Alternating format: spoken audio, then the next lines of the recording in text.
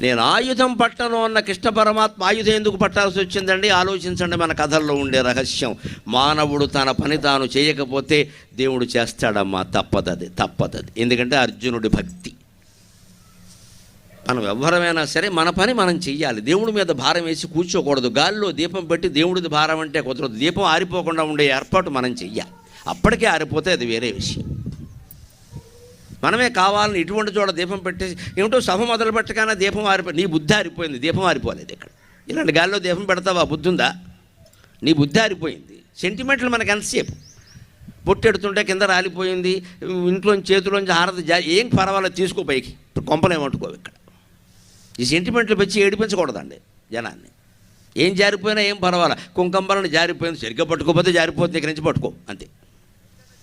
శుక్రవారం కూడా కుంకం రావడానికి శుక్రవారం ఏంటి, వక్రవారం ఏంటి, ఏ వారమైనా ఒకటే. ఇలా సెంటిమెంట్